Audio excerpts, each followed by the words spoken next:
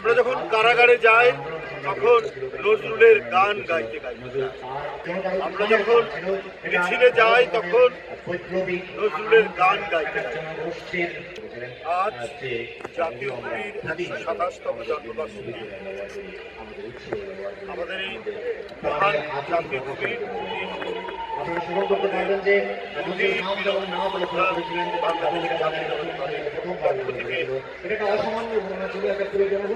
বিদ্রোহের অগ্নি স্ফুলিঙ্গ, সাম্যের অমর কণ্ঠস্বর, মানবতার বাণী বহন করেছে যার সাহিত্য।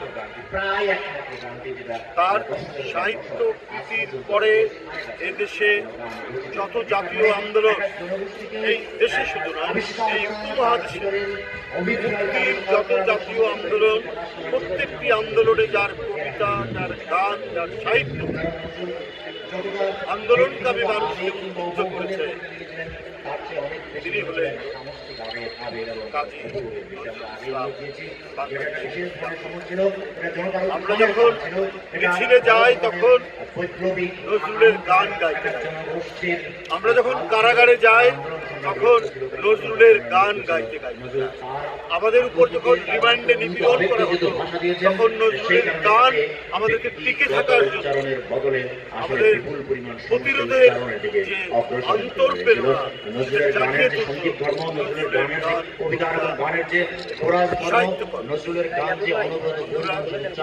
দীর্ঘ 16 বছরের ফ্যাসিবাদী দুঃশাসনের বিরুদ্ধে আমাদের সংগ্রামের প্রধান প্রেরণা ছিলেন জাতীয় কাজী নজরুল ইসলাম। উপভোগ এবং রচনার দিকে অগ্রসর হয়েছিলেন, ফলে তিনি চিত্তকে খুব দ্রুত আকর্ষণ করতে পেরেছিলেন। আমাদের কাছে ফলে নজরুল আরো কিন্তু একই সঙ্গে তিনি আমাদের চোখের কবি।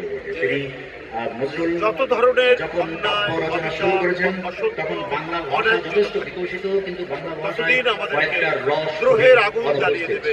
সমালোচকরা বলছেন যে বাংলা ভাষায় তখন বর্তমান প্রেজেন্ট সংগ্রামের পর পরিমাণে ভালো পরিবেশ, নজরুল যেমনটি হাসান হাবিবুর রহমান বলছেন যে নজরুল বর্তমানকে বাংলা সাহিত্যের হাতে জনগণের শুভেচ্ছায় জনগণের তিনি বর্তমান মহাতাকে তুলে দিয়েছেন এবং তিনি ধ্রুব, তিনি বীর রস প্রথমবারের মতো বাংলা ভাষায়, বাংলা কাব্যে তুলে দিয়েছেন। মুজাফফর আহমদের একটা উদ্ধৃতি পাই গেল।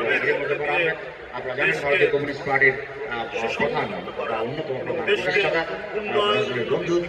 তিনি লিখছেন যে নজরুলের কাছে বাংলা ভাষা এবং আমাদের হচ্ছে আমরা চিরঋণী, কারণ আমরা ভাবতাম যে বাংলা ভাষায় এই যে দ্রোহ, এই যে বিদ্রোহ কিংবা স্লোগান, এটা রাজনৈতিক রাজনৈতিক এটা বাংলা ভাষায় হয়।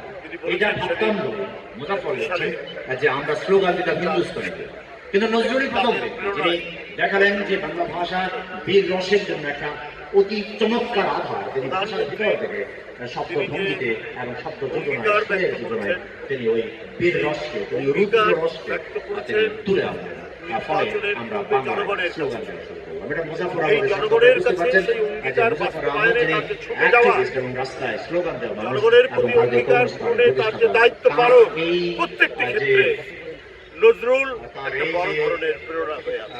তাই আমাদের প্রধানমন্ত্রী স্বীকৃতি ঘোষণা করেছেন এই বছর অর্থাৎ 2026 মে থেকে 2027 নজরুল।